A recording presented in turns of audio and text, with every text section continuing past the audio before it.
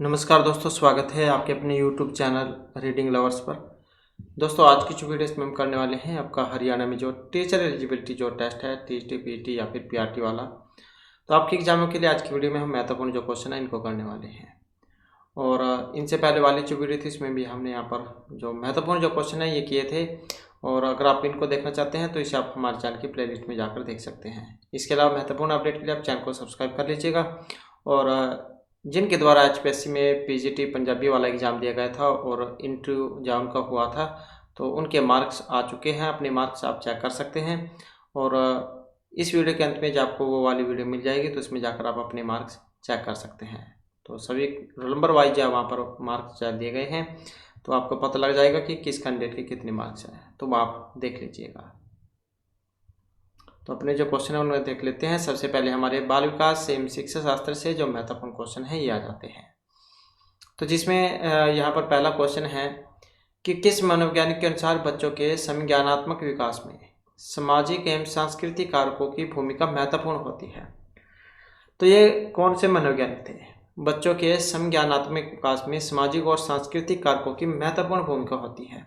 तो ये मानने वाले थे वाइगोत्स्की, ब्रूनर, जीन पियाजे या फिर हल। और इसमें जो हमारा यहाँ पर आंसर है ऑप्शन ए वाला। तो कौन थे ये? लेव वाइगोत्स्की थे, जिन्होंने व्यक्तिगत संज्ञानात्मक चरणों पर अधिक ध्यान केंद्रित किया था। और वाइगोत्स्की का जो सामाजिक सांस्कृतिक सिद्धांत है ये प्रस्तावित करता है कि बच्चे सक्रिय रूप से और व्यवहारिक अनुभवों के माध्यम से सीखते हैं और उनका सीखना उन सांस्कृतिक संदर्भों से गहराई से प्रभावित होता है जिसमें वे बड़े होते हैं। तो ये जो मानने वाले थे यहाँ पर लेव वाइगोत्स्की। अगला क्वेश्चन आ जाता है, दृष्टिबाधित विद्यार्थियों के लिए कौन सी शिक्षण सहायक सामग्री उपयोगी नहीं होगी? ब्रेल, फिल्म, बोलती या उभरे हुए मानचित्र। तो दृष्टिबाधित विद्यार्थियों के लिए मतलब जो देख नहीं सकते हैं तो उनके लिए कौन सी यहाँ पर सामग्री की जरूरत ही नहीं है? कौन से वाली है? फिल्म स्ट्रिप्स, क्योंकि जब उनको दिखाई नहीं देता तो फिल्म का क्या करेंगे? तो इसी को क्या यहाँ पर आंसर इसमें माना गया है। इसके अलावा जो ये ब्रेल लिपि है ये भी काम आ सकती है उनके। बोलती हुई किताबें हो गई या फिर उभरे हुए मानचित्र, तो ये सभी जो इनके लिए आवश्यक सामग्री है, बस इसको छोड़कर। नेक्स्ट आ जाता है क्वेश्चन हमारा, वह है शिक्षा जो करके सीखने को बढ़ावा देती है और सीखने के लिए विद्यार्थियों को उनके वातावरण के साथ अंत्यक्रिया सुनिश्चित करती है। तो उसे क्या कहेंगे? विशिष्ट, एकीकृत, प्रगतिशील या समावेशी शिक्षा। तो वह शिक्षा जो करके सीखने को बढ़ावा देती है और सीखने के लिए विद्यार्थियों की उनके वातावरण के साथ अंत्यक्रिया सुनिश्चित करती है। तो इसके लिए जो हमारा आंसर है ऑप्शन बी वाला रहेगा। तो कौन सी होती है ये? प्रगतिशील शिक्षा। और एक ऐसा शैक्षिक आंदोलन माना गया है जो वास्तविक दुनिया के अनुभव, समस्या समाधान और आलोचनात्मक चिंतन पर जोर देता है और करके सीखने को प्रोत्साहन देता है, जहाँ छात्र सीखने को बढ़ावा देने के लिए अपने प्रवण के साथ सक्रिय रूप से जुड़ते हैं। और जो मनोवैज्ञानिक है जॉन डीवी जैसे शैक्षिक सुधारों के द्वारा निर्धारित सिद्धांतों को दिखाते हैं। तो यहाँ पर जो इसमें आंसर है जो प्रगतिशील शिक्षा। इसके बाद आ जाता है समावेशी शिक्षा। इससे क्या तात्पर्य है? तो ये एक सामाजिक रूप से वंचित बच्चों के लिए शिक्षा है, दिव्यांगों के लिए है, सामान्य एवं दिव्यांग बच्चों के लिए है या सभी बच्चों के लिए है समावेशी शिक्षा। तो इसका जो मतलब है ये सभी बच्चों के लिए होती है। तो उस शैक्षिक रोल मॉडल से है जो सभी बच्चों को उनकी शारीरिक, बौद्धिक, सामाजििक, भावनात्मक, भाषाई या अन्य स्थितियों की परवाह किए बिना मुख्य धारा की शिक्षा प्रणाली में शामिल करने का प्रयास करता है। तो इस दृष्टिकोण का जो उद्देश्य है ये सभी जो छात्र हैं उनके लिए समान अवसर प्रदान करना है, न कि केवल उन लोगों के लिए जो दिव्यांग या फिर सामाजिक रूप से वंचित है। तो समावेशी शिक्षा का मतलब है सभी को साथ लेकर जो शिक्षा चलती है। इसके बाद आ जाता है सामाजिक अधिगम के संदर्भ में कौन सी शिक्षण अधिगम रणनीति विद्यार्थियों के लिए सर्वाधिक उपयोगी होगी? तो सामाजिक अधिगम के संदर्भ में कौन सी शिक्षण अधिगम रणनीति विद्यार्थियों के लिए सर्वाधिक उपयोगी है? तो इसमें क्षेत्र भ्रमण है, प्रयोग है, भाषण या मानसिक उद्वेगन। तो सामाजिक अधिगम के संदर्भ में कौन सी शिक्षण अधिगम रणनीति विद्यार्थियों के लिए सबसे अधिक उपयोगी है? तो सबसे अधिक जो उपयोगी है इसमें ये क्षेत्र भ्रमण, तो इसको माना गया है क्योंकि यह छात्रों को प्रवण के साथ साथ सीधे अंत्यक्रिया करने और साथियों और मार्गदर्शकों के साथ सामाजिक रूप से जुड़ने की अनुमति देती है। और यह व्यवहारिक अनुभव न केवल सीखने को बढ़ावा देगी बल्कि वास्तविक दुनिया के संदर्भ में भी संचार और अवलोकन कौशल को बढ़ावा देकर सामाजिक विकास का समर्थन करती है। और यही विधि सामाजिक अधिगम के सिद्धांत के साथ निकटता से जुड़ी हुई है, जो सामाजिक सेटिंग्स के भीतर अवलोकन और अंतःक्रिया के माध्यम से सीखने पर जोर देती है। तो यह उससे भी लगा लो, जैसे क्षेत्र भ्रमण है, आप कहीं पर घूमने गए तो वो आपके ज़्यादा समय तक याद रहती है। तो क्षेत्र भ्रमण जो यहाँ पर माना गया इसका। नेक्स्ट है, निम्नलिखित में से कौन सा वस्तुनिष्ठ प्रकार का एक पर्सन नहीं है? तो वस्तुनिष्ठ प्रकार का कौन सा नहीं है? मिलान वाले पर्सन, बहुविकल्पी हो गया, विश्लेषणात्मक हो गया, या रिक्त स्थान वाले हो गया। तो वस्तुनिष्ठ प्रकार का पर्सन जहाँ इस श्रेणी में नहीं आता है। तो जैसे ये एग्जाम होता है, 4 गोले भरने आते हैं, ये भी सारे वस्तुनिष्ठ के ही प्रकार हैं। तो इसमें नहीं है जो ये ऑप्शन बी में आया है, विश्लेषणात्मक, क्योंकि ये लंबे जो उत्तर वाले क्वेश्चन होते हैं ऐसे टाइप तो में माने गए हैं। बाकी और सारे के सारे ये वस्तुनिष्ठ में हैं। इसके बाद धीमी गति के अधिगमकर्ता के लिए कौन सा शैक्षिक हस्तक्षेप उपयुक्त नहीं है? तो धीमी गति के अधिगमकर्ता के लिए कौन सा शैक्षिक हस्तक्षेप सही नहीं है? त्वरण, अभ्यास कार्य, उपचारात्मक शिक्षण या सहकारी शिक्षण विधि। तो धीमी गति के अधिगमकर्ता के लिए कौन सी शैक्षिक हस्तक्षेप उपयुक्त नहीं है? और जो ये ऑप्शन ए में दी गई है, तो कौन सी है? ये त्वरण है, क्योंकि इसमें सामान्य से अधिक तेज गति से शिक्षा के माध्यम से प्रगति करना शामिल है, जो इन छात्रों के लिए भारी पड़ सकता है। और जो उपचारात्मक शिक्षण है, अभ्यास कार्य है और ये सहकारी शिक्षण विधियाँ हैं, ये लाभकारी है क्योंकि वे क्रम से अतिरिक्त सहायता, अभ्यास और सहयोगी सीखने के अवसर प्रदान करती है। तो यहाँ पर नहीं जो है ऑप्शन ए को माना गया था, त्वरण को। इसके बाद है, जब एक बच्चे के द्वारा सीखा जाने वाला पाठ लंबा और कठिन हो तो उसमें समझ की जरूरत भी अधिक होगी। तो सीखने की कौन सी विधि इसके लिए सही रहेगी? जब पाठ लंबा भी हो, कठिन भी हो, तो इसके लिए विराम विधि, अविराम, पूर्ण या प्रासंगिक विधि। तो कौन सी विधि सही होती है इसके? ऐसे जब पाठ लंबा भी हो और कठिन भी हो, तो इसके लिए जो विधि जो उपयुक्त मानी गई है, विराम विधि, क्योंकि इसमें सीखने की लंबी अवधि में छोटे छोटे जो सत्र इसमें तोड़ना इसमें शामिल है। मतलब खंड भी दिखा सकते हैं आप, पाठ को कई हिस्सों में जहाँ तोड़ लिया जाता है, आधा आधा कर लिया जाता है और फिर उसे कंप्लीट किया जाता है।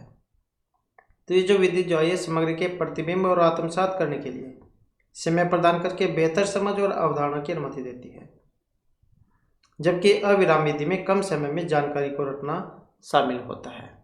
तो विराम विधि ही इसका सही आंसर यहाँ पर मानी गई है। इसके बाद है, किशोर अवस्था में स्वीकृत सामाजिक व्यवहार पैटर्न के लिए सही कोट का चयन करें। किशोर अवस्था में स्वीकृत सामाजिक व्यवहार पैटर्न के लिए सही कोट: नेतृत्व, अकुशलता, अहम केंद्रितता, पर अनुभूति या रूढ़िवादिता। तो किशोर अवस्था में स्वीकृत सामाजिक व्यवहार पैटर्न के लिए सही कोट, अब सही कोट जाए यहाँ पर ऑप्शन ए वाला है, मतलब ए और बी, नेतृत्व, कुशलता, पर अनुभूति। तो इसी को यहाँ पर सही माना गया है, किशोर अवस्था में स्वीकृति सामाजिक व्यवहार पैटर्न के लिए जो सही है। नेक्स्ट हमारा जो यहाँ पर क्वेश्चन है, तो इनमें कौन सा युग्म अभिप्रेरणा के सिद्धांतों एवं उनके प्रतिपादकों के संबंध में सही नहीं है? अभिप्रेरणात्मक सिद्धांत, प्रतिपादक। तो कौन सा जो यहाँ पर इनके बारे में एक सही नहीं है? अब सही नहीं है कौन से वाला? जो यहाँ पर ऑप्शन ए में ही दिया गया है, मूल प्रवृत्ति सिद्धांत, एटिंगसन। इसके अलावा अन्य देखें तो आवश्यकता पद अनुक्रम सिद्धांत, मास्लो, प्रनोद, वर्डवर्थ, उपलब्धि अभिप्रेरणा, मैक्सीलैंड। तो ये सही है इसको छोड़कर। तो ये जो मूल सिद्धांत है, ये जो जॉन एटिंगसन जो है, इनसे नहीं बल्कि विलियम मैकडूगल से जुड़ा हुआ था। तो मूल प्रवृत्ति का सिद्धांत किनका था? विलियम मैकडूगल का। तो ये जो एटकिंसन जो है, इनको ये प्रवृत्ति सिद्धांत पर नहीं बल्कि अपेक्षाकृत मूल्य सिद्धांत पर उनके काम के लिए जाना जाता है। और मास्लो की आवश्यकता पद अनुक्रम सिद्धांत, वर्डवर्थ की ड्राइव थ्योरी और मैक्लीलैंड की उपलब्धि अभिप्रेरणात्मक सिद्धांत को उनके संबंधित समर्थकों के साथ सही ढंग से जोड़ा गया है। तो ये मूल प्रवृत्ति जो सिद्धांत है, ये गलत था क्योंकि ये विलियम मैकडूगल का है। इसके बाद है कौन सा इसमें बुद्धि का एक क्रियात्मक परीक्षण नहीं है। बुद्धि का एक क्रियात्मक परीक्षण नहीं है। कोह का ब्लॉक डिजाइन परीक्षण, अलेक्जेंडर का पास एलोंग परीक्षण, सेगुइन फार्म बोर्ड परीक्षण, स्टैनफोर्ड बिनेट परीक्षण। तो कौन सा बुद्धि का एक क्रियात्मक परीक्षण नहीं है, और ये जो ऑप्शन डी में है स्टैनफोर्ड बिनेट परीक्षण, बल्कि एक ये मानकृत आईक्यू परीक्षण है जो मौखिक, मात्रात्मक और गैर मौखिक तर्क के माध्यम से संज्ञानात्मक क्षमताओं को मापता है। कोह जैन का ब्लॉक डिजाइन टेस्ट, अलेक्जेंडर के पास एनालॉग टेस्ट और सेगुइन फॉर्म बोर्ड टेस्ट जैसे बुद्धिमत्ता के क्रियात्मक परीक्षणों में आमतौर पर सामग्रियों में हेरफेर करना शामिल होता है और न्यूनतम मौखिक निर्देशन की आवश्यकता होती है। तो इसके बजाय जो है ये व्यवहारिक समस्या समाधान और स्थानिक जो तर्क है इसको प्रदर्शित करने वाले कार्यों पर ध्यान केंद्रित किया जाता है। तो यहाँ पर इसमें नहीं में आया था तो स्टैनफोर्ड बिनेट परीक्षण, क्योंकि एक आईक्यू परीक्षण है, मानकीकृत आईक्यू परीक्षण। इसके बाद है इनमें से कौन सा विकास का एक सिद्धांत नहीं है। विकास आनुवांशिकता और परिवर्तन का उत्पाद है। विकास का पैटर्न पूर्व अनुमेय होता है। विकास रैखिक पथ का अनुसरण करता है। विकास सामान्य से विशिष्ट की ओर होता है। तो एक विकास का सिद्धांत नहीं है। अब नहीं है वो कौन से वाला है, तो ये जो ऑप्शन सी में यहाँ पर दिया गया है, विकास जो है ये रैखिक पथ का अनुसरण करता है, तो यही इसमें नहीं है, क्योंकि इसका जो अर्थ है ये चरणों या प्रगति का एक निश्चित क्रम जो सभी के लिए समान है। वास्तव में विकासात्मक पैटर्न व्यक्तियों के बीच बहुत भिन्न हो सकते हैं और कई कारकों से प्रभावित भी हो सकते हैं, तो जिससे विकास शक्ति से रैखिक होने की बजाय बहुदिशात्मक हो जाता है। तो यहाँ पर जो इसी कारण से ऑप्शन सी जो है इसको माना गया है, विकास रैखिक पथ का अनुसरण करता है। नेक्स्ट आ जाता है मैग्ने। इनके अनुसार एक शिक्षक के द्वारा विद्यार्थियों को किस उच्चतम स्तर के अधिगम तक ले जाने का प्रयास करना चाहिए। तो मैग्ने के अनुसार एक शिक्षक के द्वारा विद्यार्थियों को किस उच्चतम स्तर के अधिगम तक ले जाने का प्रयास करना चाहिए। तो इसमें संप्रत्यय, नियम, समस्या समाधान या विभेदन अधिगम, तो कहाँ तक ले जाने का प्रयास करना चाहिए। तो यहाँ पर जो इसमें माना गया है ऑप्शन बी को, समस्या समाधान अधिगम तक। तो ये जो रॉबर्ट मैग्ने थे, नाम भी आ जाता है, इनका नाम क्या था, रॉबर्ट गैगरी। तो इनके अनुसार सीखने का वह उच्चतम स्तर जिस पर एक शिक्षक को छात्र को ले जाने का प्रयास करना चाहिए तो माना गया है समस्या समाधान सीखना।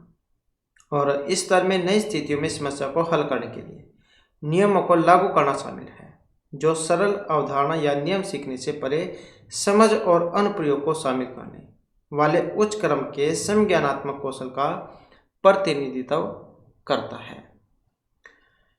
इसके बाद है अधिगम को प्रभावित करने वाले निम्नलिखित कारकों का सही जो चयन है वो आपने करना है। अभिप्रेरणा, अभिरुचि, अभिक्षमता या अवधान। तो अधिगम को प्रभावित करने वाले निम्नलिखित कारकों का सही जो चयन है वो आपने करना है। सही कौन से वाला है, तो इसमें जो है ये सभी आ जाएंगे, अभिप्रेरणा, अभिक्षमता, अभिरुचि और अवधान। नेक्स्ट आ जाता है क्वेश्चन हमारा, निम्नलिखित में कौन सा किशोर अवस्था में सामाजिक विकास की एक सामान्य विशेषता नहीं है। किशोर अवस्था, चार जो अवस्थाएं थी, शैशव, बाल्य, किशोर, युवा। तो ये जो किशोर अवस्था है इसमें सामाजिक विकास की एक विशेषता नहीं है। माता पिता के साथ सामंजस्यपूर्ण संबंध, नया सामाजिक समूहन, पहचान की खोज, वीर पूजा। तो कौन सा नहीं है, और ये जो ऑप्शन ए में आया है, माता पिता के साथ सामंजस्यपूर्ण संबंध। आमतौर पर किशोर अवस्था को अधिक जो स्वतंत्रता है इसकी खोज के द्वारा चिन्हित किया जाता है, जो अक्सर माता पिता के साथ संघर्ष का कारण बन सकता है, क्योंकि व्यक्ति एक अलग पहचान स्थापित करना चाहता है। तो ये जो यहाँ पर अन्य जो विकल्प दिए गए हैं, नए सामाजिक समूह, पहचान की खोज, न्याय पूजा, तो ये आमतौर पर किशोर सामाजिक व्यवस्था से जुड़े हुए हैं। बस इसको छोड़कर माता पिता के साथ सामंजस्यपूर्ण संबंध। इसके बाद है कौन सा कारक पर्यावरणीय कारकों के अंतर्गत बच्चों के विकास को प्रभावित नहीं करता है। तो कौन सा कारक है जो बच्चे का जो विकास है उसको प्रभावित नहीं करता है। पोषण, गर्भ अवस्था के दौरान माँ का मानसिक तनाव, दुर्घटना या अंतःस्रावी ग्रंथियाँ। तो कौन सा बच्चे के विकास को प्रभावित नहीं करता है। अब जो नहीं करता है ये जो ऑप्शन डी में आया है, कौन सा, अंतःस्रावी जो ग्रंथियाँ हैं। तो अंतःस्रावी जो ग्रंथि एक पर्यावरण नहीं बल्कि ये बाल विकास को प्रभावित करने वाली एक जैविक कारक है। तो क्या है ये, जैविक कारक। और ये ग्रंथियाँ हार्मोन के स्राव के माध्यम से शारीरिक और हार्मोनल विकास में महत्वपूर्ण भूमिका निभाती है। और पर्यावरणीय कारकों में आमतौर पर पोषण, गर्भावस्था के दौरान माँ की मानसिक स्थिति, दुर्घटना जैसे तत्व सारे आ जाएंगे, तो जिनका बच्चे के विकास और वृद्धि पर भारी प्रभाव पड़ता है। तो इसलिए कहा जाता है जो माएँ जो होती हैं वो गर्भावस्था के दौरान खुश रहें, क्योंकि इन सभी का जो है एक बच्चे के ऊपर प्रभाव पड़ता है। इसके बाद है उपयोग का नियम एवं अनुपयोग का नियम। थॉर्नडाइक के अधिगम सिद्धांत के अनुसार किस सीखने के नियम से संबंधित है। उपयोग का नियम और अनुपयोग का नियम थॉर्नडाइक के अधिगम सिद्धांत के अनुसार किस सीखने के नियम से संबंधित है। तत्परता, प्रभाव, अभ्यास या बहु प्रतिक्रिया का नियम। तो ये जो थॉर्नडाइक जो है इन्होंने 3 मुख्य और 5 गौण नियम बताए थे। तो थॉर्नडाइक के अधिगम सिद्धांत के अनुसार किस सीखने के नियम से संबंधित है, और जो यहाँ पर ऑप्शन बी में आए हैं, तो कौन सा था, अभ्यास का नियम। तो इस नियम के अनुसार उत्तेजना और प्रतिक्रियाओं के बीच संबंध उपयोग के माध्यम से मजबूत होते हैं और अनुपयोग के माध्यम से कमजोर। तो जिसका मतलब हो गया कि किसी कौशल का अभ्यास करने से उसमें सुधार होता है, जबकि अभ्यास न करने से उसका क्षय। या आप अपनी पढ़ाई से भी लगा सकते हैं। तो जब तक आप किसी चीज़ का अभ्यास करते रहते हैं, पढ़ते रहते हैं, तब तक याद रहती है। तो जिस दिन आप उसे छोड़ दोगे तो आप उसको भूल जाओगे। इसके बाद है अगला क्वेश्चन हमारा, निम्नलिखित में से कौन सी विशेषता जीन पियाजे के द्वारा प्रतिपादित संज्ञानात्मक विकास सिद्धांत की मूर्त से क्रियात्मक अवस्था से संबंधित नहीं है। तो ये जो जीन पियाजे जो है ने विकास की 4 अवस्थाएं बताई थी। सबसे पहले इंद्रियजनित गामक अवस्था थी, फिर पूर्व, फिर मूर्त और उसके बाद अमूर्त। तो इस प्रकार की 4 अवस्थाएं इन्होंने बताई थी। तो इनमें से जीन पियाजे के द्वारा प्रतिपादित संज्ञानात्मक सिद्धांत की जो मूर्त से क्रियात्मक अवस्था है इसमें से नहीं है। तो यह उत्क्रमणीयता, जिसे पलटाव की क्षमता कह देते हैं, क्रमबद्धता, जीववाद या संरक्षण, तो इसमें से नहीं है। अब ये जो ऑप्शन सी में आई है, कौन से वाली, जीववाद वाली। जीववाद जो है एक विश्वास की निर्जीव वस्तुओं में जीवन और भावनाएं होती हैं। पहले के जो प्रो ऑपरेशनल चरण है इसकी अधिक विशेषता है। हालांकि मूर्त से क्रियात्मक चरण प्रतिवर्तिता, कृमीकरण और संरक्षण जैसी क्षमता के द्वारा चिन्हित होते हैं, जहाँ बच्चे तार्किक संचालन को समझना शुरू करते हैं और अहम केंद्रित होते हैं, अर्थात कम अहम केंद्रित होते हैं। तो बस आप जो इतना याद रखिएगा इसमें, तो ऑप्शन सी जो है जीववाद, इसको माना गया है, क्योंकि ये जो है निजी वस्तु के जीवन और भावनाओं से संबंधित है।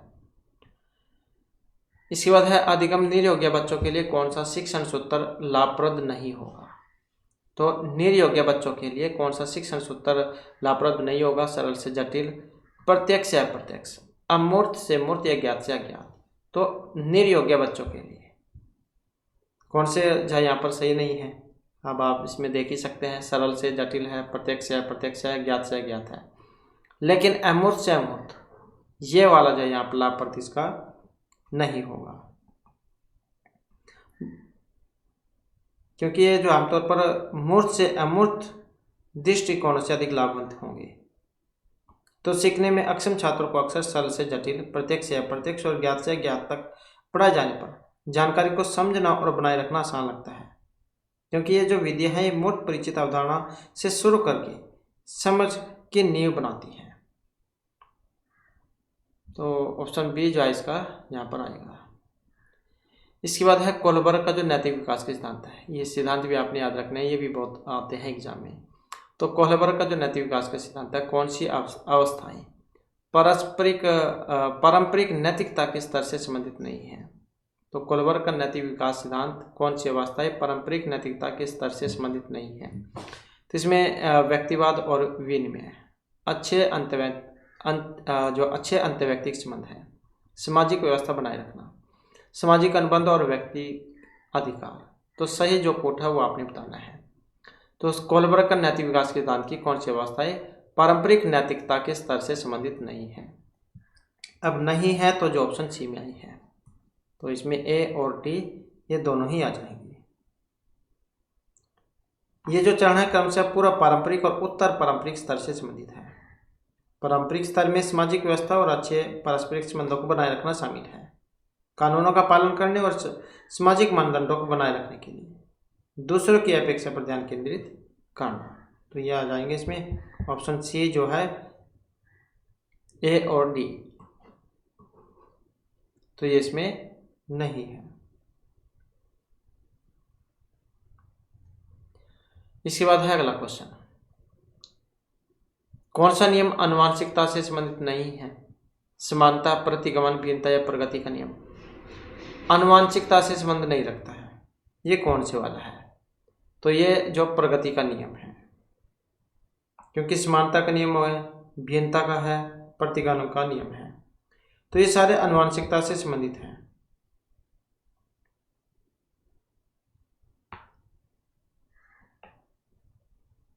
बल्कि ये जो यहाँ पर ये प्रगति जो दिया है, इसका जो नियम है ये आगे की गति या विकास का सुझाव देता है, तो इसी का संबंध नहीं है इसे। नेक्स्ट आ जाता है, कौन सा कारक शिक्षण अधिगम प्रक्रिया को प्रभावित नहीं करता है।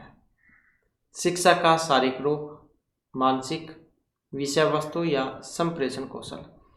तो कौन सा कारक शिक्षण अधिगम प्रक्रिया को प्रभावित नहीं करेगा।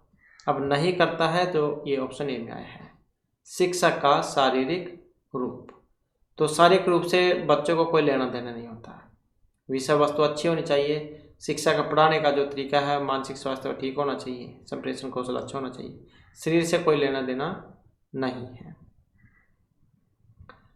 इसके बाद है जीन पियाजे का जो नैतिक विकास सिद्धांत है, इनके अनुसार जो किशोर अवस्था है, यथार्थवाद की अवस्था है, नैतिकता की, प्रायत नैतिकता की, स्वायत्त नैतिकता की। तो कौन सी अवस्था किशोर अवस्था, विकास सिद्धांत के अनुसार किशोर अवस्था, और यहाँ पर मानी गई है स्वायत्त नैतिकता की अवस्था। और ये जो चरण है इसमें व्यक्ति नैतिकता को आपसी सम्मान और सहयोग के आधार पर देखना शुरू करता है, जो पहले के चरणों से आगे है, और जहाँ नियमों को अपरिवर्तनीय और प्राधिकरण के द्वारा लागू किया जाता है। इसके बाद है व्यक्तिक भिन्नता के संदर्भ में कौन से वाला एक सही नहीं है। किसमें, व्यक्तिक भिन्नता के संदर्भ में कोई भी दो व्यक्ति बिल्कुल एक समान नहीं होते। व्यक्तिक भिन्नताएं विशेषताओं के संबंध में विचलन है। व्यक्तिक भिन्नताएं अपनी समग्रता में व्यक्ति को अलग करती है। व्यक्तिक भिन्नताएं केवल आनुवंशिकता का ही परिणाम होती है। तो व्यक्तिक भिन्नता का जो संदर्भ में सही नहीं है। अब कौन से वाला सही नहीं है, अब इसमें देखें तो ये जो ऑप्शन डी में दिया गया है कि व्यक्तिक भिन्नताएं केवल आनुवंशिकता का ही परिणाम होती है। तो कुछ शब्द ऐसे होते हैं जिन्हें देखकर आप सही आंसर का पता लगा सकते हैं। तो ऐसे जो होते हैं केवल वाले, तो अगर नहीं में आ जाए तो यही सही आंसर इसका होता है। जबकि आनुवंशिकता जो है कि महत्वपूर्ण भूमिका निभाती है। परिवर्तन कारक, अनुभव, व्यक्तिगत रुचियां, तो ये भी व्यक्तिगत अंतर में काफी हद तक योगदान करती है। तो बस इसको जाए यहाँ पर छोड़कर।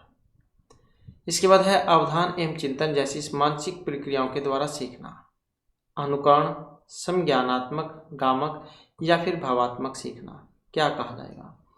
तो अवधान एवं चिंतन जैसी मानसिक जो प्रक्रिया है इनके द्वारा सीखना, तो इसको क्या कहा जाएगा, इसको कहा जाएगा संज्ञानात्मक सीखना। संज्ञानात्मक जो ये सीखना है इसमें ध्यान, स्मृति और प्रतिबिंब जैसी मानसिक प्रक्रिया को जो इसमें शामिल किया गया है। तो इस प्रकार का सीखना समस्या समाधान क्षमता और समझ के अधिग्रहण से संबंधित है, न कि केवल क्रियाओं की यांत्रिक पुनरावृत्ति से, जो इसे अनुकरणीय मोटर और भावात्मक सीखने से अलग करती है। तो यहाँ पर ये जो है ऑप्शन सी को इसमें माना गया है। अगला क्वेश्चन आ जाते हैं, इनमें से कौन सा प्रभावी अधिगम का एक सिद्धांत नहीं है। तो प्रभावी अधिगम का कौन सा सिद्धांत नहीं है? अभिप्रेरणा, निष्क्रिय उपस्थिति, व्यक्तिक पहुंच या प्रतिपुष्टि। तो प्रभावी अधिगम का एक सिद्धांत नहीं है। अब नहीं है तो ये ऑप्शन सी वाला, कौन सा? निष्क्रिय उपस्थिति। प्रभावी जो सिद्धांत है, प्रभावी सीखने के सिद्धांत सक्रिय जुड़ाव, प्रेरणा, व्यक्तिगत दृष्टिकोण और जो प्रतिक्रिया पर जोर देता है, जो सीखने के अनुभव को बढ़ाने और बेहतर शैक्षिक परिणाम सुनिश्चित करने के लिए महत्वपूर्ण है। इसके बाद है सतत एवं व्यापक मूल्यांकन का जो सही मतलब है।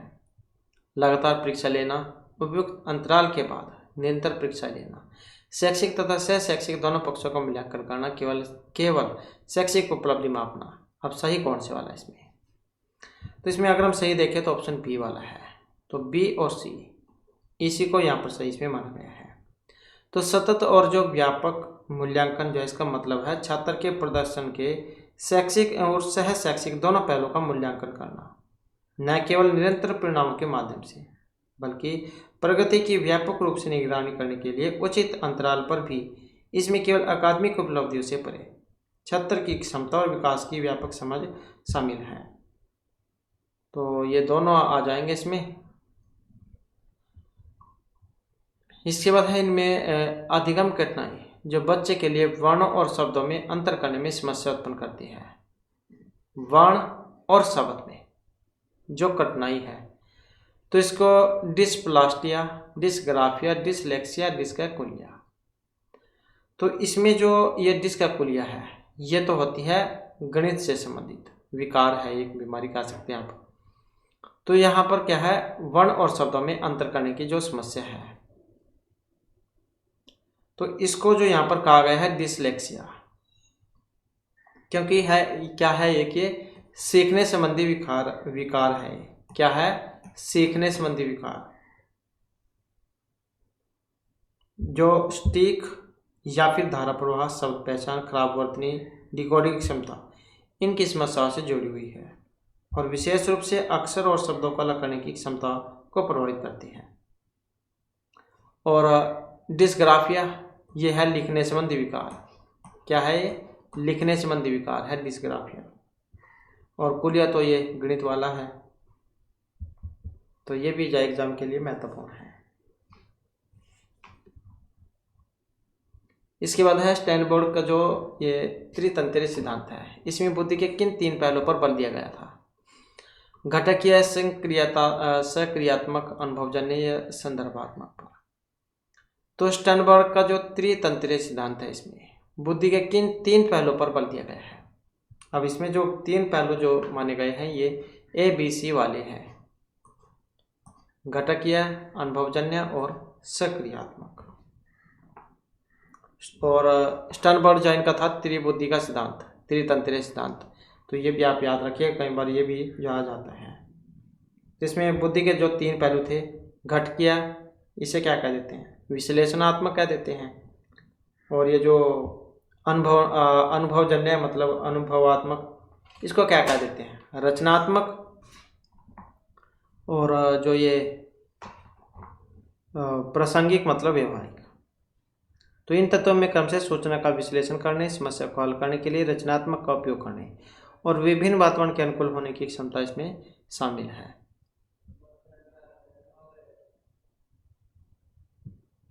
इसके बाद है पावलोव के अनुबंध सिद्धांत में स्वाभाविक एवं कृत्रिम उद्दीपकों के मध्य अनुबंधन को कौन सा कारक धनात्मक रूप से प्रभावित नहीं करता है? तो ये जो पावलोव है, IP पावलोव, इनका था अनुबंधन का सिद्धांत। और कुत्ता जो है, कुत्ते पर इन्होंने प्रयोग किया था। तो पावलोव का जो अनुबंधन सिद्धांत है, इसमें स्वाभाविक और कृत्रिम उद्दीपक के मध्य अनुबंधन को कौन सा कारक धनात्मक रूप से प्रभावित नहीं करेगा? उद्दीपकों के प्रस्तुतिकरण का उपयुक्त समय, उद्दीपकों की पुनरावृत्ति, नियंत्रित वातावरण, प्रेरक की कमी। तो कौन सा धनात्मक रूप से प्रभावित नहीं करता है, नहीं करेगा, कौन सा, ये वाला, प्रेरक की कमी वाला। तो इसके लिए इन सभी को माना गया, बस इसको छोड़कर। तो ये तो जो हमारे यहाँ पर बाल विकास से महत्वपूर्ण क्वेश्चन थे। और इसके बाद फिर हमारे जो यहाँ पर हिंदी ग्रामर जो है, इससे महत्वपूर्ण क्वेश्चन ये आ जाते हैं, जिसमें क्वेश्चन है कि कौन सा संधि शब्द अपने युग्म से सुमेलित नहीं है। अब कौन सा संधि सही नहीं है इसमें? अंजत व्यंजन संधि, वयः वृद्ध विसर्ग, मह औदर्य वृद्धि, तेजपुंज गुणस्वर संधि। तो इसमें नहीं था, जो ये ऑप्शन डी में जो आया है तेजपुंज गुण स्वर संधि, क्योंकि ये तेजस और पुंज इनका क्या समास है, न कि संधि। क्योंकि जो संधि जो इसमें दो शब्दों के मिलने से उनके बीच की ध्वनियों में परिवर्तन होता है, तो ये गुण स्वर संधि यहाँ पर नहीं मानी गई है। इसके अलावा जंत व्यंजन संधि हो जाएगी, वह वृद्ध विसर्ग हो जाएगी, महा प्लस में उदर्य महोदर्य वृद्धि हो जाएगी। इसके बाद किस विकल्प के शब्दों में वर्तनिक अशुद्धि नहीं है? तो वर्तनिक अशुद्धि कौन से में नहीं है?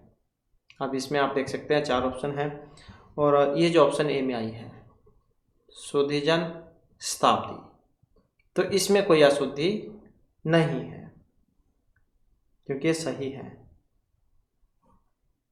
नेक्स्ट आ जाता है वाक्यांश के लिए एक शब्द के संबंध में कौन सा युग्म असंगत है? वाक्यांश के लिए एक शब्द के संबंध में कौन सा युग्म एक असंगत है, जिसे वहन करना कठिन हो? दुर्विभाव्य, किसी को न सूंघा हो, अनघ्रात, कोई काम करने की इच्छा, चिकित्सा, विजय प्राप्ति की विजिगीषा। तो कौन सा एक असंगत है, सही नहीं है यहाँ पर। और ये जो कौन से वाला है, और जो ये ऑप्शन ए में आया है, जिसे वहन करना कठिन हो, दुर्विभाव्य, जिसे सूंघा न गए हो, अनाघ्रातम, काम करने की इच्छा, चिकित्सा, और विजय प्राप्त करने की इच्छा, विजिगीषा। इसके बाद है इनमें से कौन सा शब्द धनुष का पर्यायवाची नहीं है? चाप, सरासन, कार्मुक या कासार। तो कौन सा नहीं है? अब नहीं है वो कौन से वाला, ये जो ऑप्शन डी में है कासार। जबकि ये धनुष जैसे हम चाप, कार्मुक, सरासन ये कह देते हैं। कासार क्या है? कासार तो ये कह देते हैं जो छोटा तालाब जो होता है, छोटा तालाब, या फिर जो पोखर कह देते हैं, पोखर, तो ये वो होता है कासार। इसके बाद है नीम हकीम खतरे जान उक्ति लोकोक्ति का सही अर्थ क्या है? नीम हकीम खतरे जान उक्ति लोकोक्ति का सही मतलब, पहले स्वार्थ बाद में परामर्थ करना, अल्प ज्ञान खतरनाक होता है, दोषी के साथ निर्दोष को सजा मिलना, अत्यंत धीरे काम चलना। तो नीम हकीम खतरे जान ये लोकोक्ति है, इसका सही मतलब क्या है? इसका जो सही मतलब है ऑप्शन बी में, अल्प ज्ञान जो है वो खतरनाक होता है। इसके बाद है किस क्रमांक में कादम्बरी और कादम्बरी शब्द युगम का क्रमशः सही अर्थ आया है? कादम्बरी और कादम्बरी। अब इसका सही जो अर्थ यहाँ पर कौन से में है? ऑप्शन ए में, क्योंकि कादम्बरी जो है ये शराब को कहा जाता है, मदिरा शराब कादम्बरी, और कादम्बरी मतलब घटा।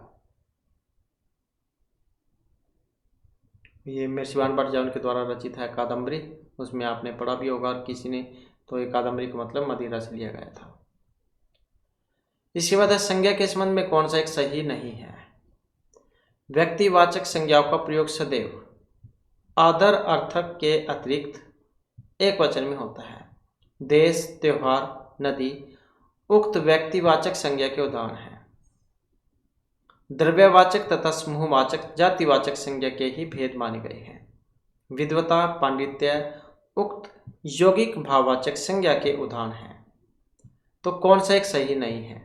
अब इसमें जो ये ऑप्शन बी में आया है, देश, त्योहार, नदी, ये व्यक्तिवाचक संज्ञा के उदाहरण हैं, क्योंकि ये व्यक्तिवाचक नहीं बल्कि क्या है, जातिवाचक में आएंगे।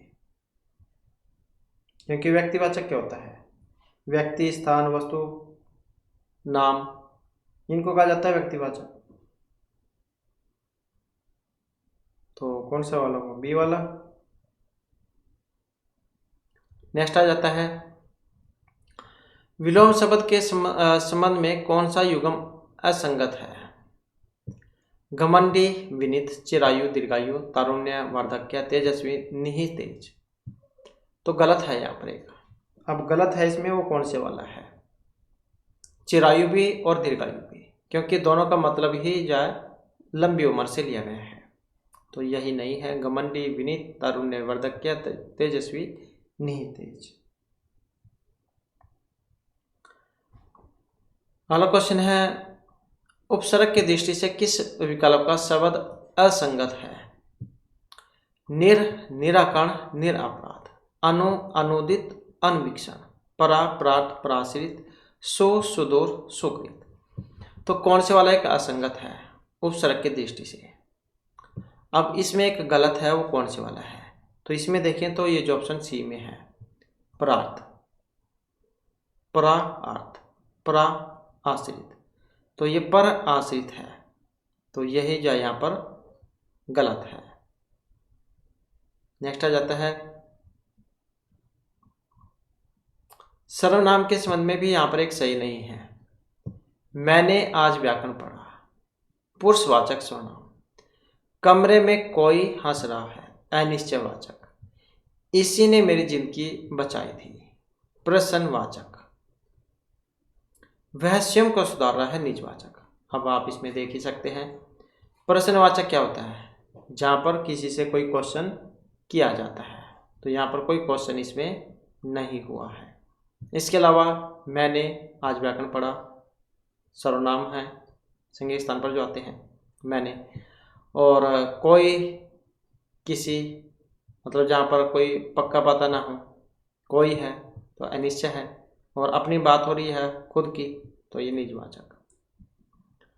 इसके बाद है, तत्पुरुष समास का कौन सा समस्त पद अपने युग्म से सही सुमेलित नहीं है। तो तत्पुरुष समास का कौन सा समस्त पद अपने युग्म से सही नहीं है। गुरु दक्षिणा समर्थ, देशाटन अधिकार, रेखांकित कर्ण तत्पुरुष, देश निर्वासित अपदान। तो एक सही नहीं है इसमें।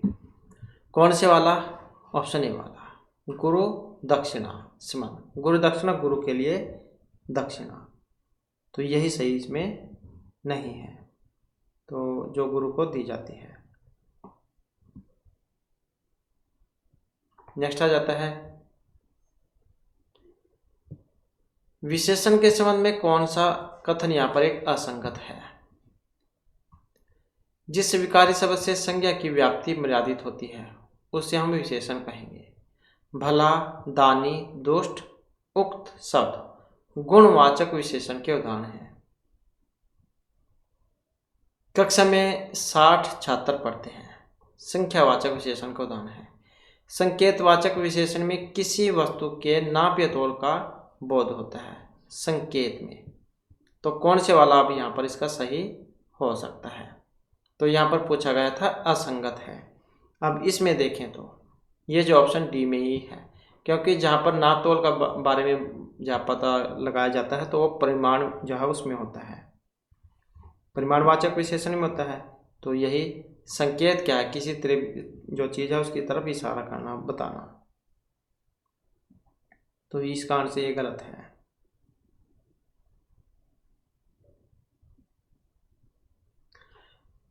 नेक्स्ट क्वेश्चन है हमारा, इनमें से कौन सा शब्द अपत्यवाचक तदित प्रत्यय से निर्मित नहीं है। व्यंत्य, वासुदेव, कौरव या वैधव्य। अपत्यवाचक और तदित प्रत्यय से निर्मित नहीं है, वो कौन से वाला है। और जो ये ऑप्शन डी में आया है वैधव्य है, ये वाला। क्योंकि ये विधवा जो शब्द है, विधवा जिसका पति मर जाता है, तो उससे बना है, जो किसी व्यक्ति की स्थिति या अवस्था का बोध कराता है। तो जबकि और अन्य जो शब्द है यहाँ पर ये वैन्ते, कौरव, वासुदेव ये व्यक्तियों के नाम से जुड़े हुए हैं और उनके या पिता या फिर जो पूर्वज जो है उनके बारे में बताते हैं, उनका संकेत देते हैं। इसके बाद है ग ल ब। उक्त वर्णों का उच्चारण स्थान कौन सा है? तो अ कुह विसर्जनम कंठ होता है, अ क्वरग ह और विसर्ग है, इनका उच्चारण हमारे कंठ से होता है। लृ तुलसा नाम दंत होता है, लृ त्वरग ल और सा, इनका उच्चारण हमारे दांत से होता है। और उपपद्यमान नाम ओष्ठ होता है, उ और प्वरग, तो इनका उच्चारण जो हमारे होठ से होता है। तो अब आप इसमें समझ गए होंगे आप कौन सा बनेगा, तो ऑप्शन सी वाला हो जाएगा इसमें।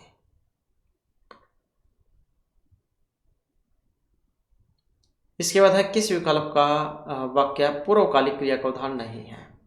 तो पूर्वकालिक क्रिया का उदाहरण नहीं है। राम खेलकर चला गया, तुम्हें ऐसा करना शोभा नहीं देता है, सीता खाना बनाकर जयपुर जाएगी, अध्यापक उदाहरण देकर छात्रों को पढ़ाते हैं। तो किस विकल्प का वाक्य पूर्वकालिक क्रिया का उदाहरण नहीं है? अब नहीं है वो कौन से वाला है? ये जो ऑप्शन बी में है, तुम्हें ऐसा करना शोभा नहीं देता है। इसके अलावा खेल कर चला गया, खाना बनाकर जयपुर जाएगी, उदाहरण देकर छात्रों को पढ़ाता है। तो ये देकर कर वाला जो होता है ये आता है पूर्वकालिक में, तो इसमें कोई ऐसा नहीं है, तो यही इसमें माना गया है। तो पूर्वकालिक क्रिया भी होंगी जहां एक क्रिया के पूर्ण होने के बाद दूसरी क्रिया होती है। तो इस प्रकार से जो हमारी जी क्लास वाले महत्वपूर्ण क्वेश्चन थे। नेक्स्ट वीडियो की इसमें आपके लिए नए जो महत्वपूर्ण क्वेश्चन हम लेकर आएंगे। और हमारे साथ अंत बनाने के लिए धन्यवाद।